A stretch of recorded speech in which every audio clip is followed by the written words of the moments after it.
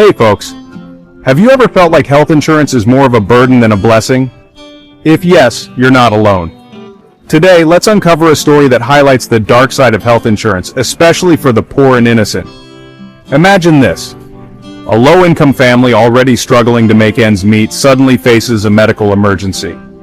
They've done their part, paying premiums for health insurance, hoping it will protect them.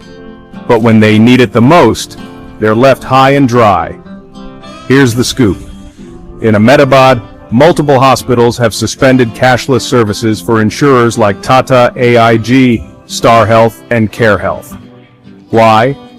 Because these companies are accused of not paying full claim amounts, harassing patients, and using outdated treatment rates. The Ahmedabad Hospitals and Nursing Homes Association even threatened to extend this ban across Gujarat if things don't change. But wait, there's more. These insurers deny claims on technicalities, knowing full well that the poor can't afford to appeal. Take the case of a TATA AIG customer. They paid their premiums diligently, but when they needed to claim for a serious leg injury, it was rejected. Can you imagine the frustration? Now let's talk about high costs and junk plans.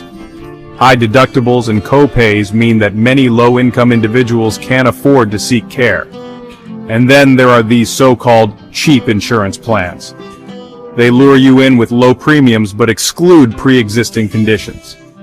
In the end, you're left with massive bills and no coverage. The insurance companies argue that these practices prevent fraud and keep premiums affordable. But who pays the price?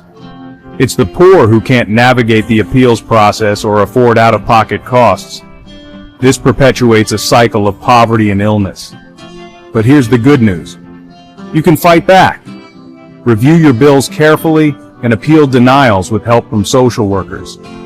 Avoid junk plans and stick to ACA-compliant ones. Report unfair practices to your state regulator or CMS fraud hotlines. Remember, changes in the system are needed, but staying informed can protect you. Health insurance companies may not always cheat legally, but their practices devastate the poor and innocent. It's time for change, because healthcare should heal, not harm.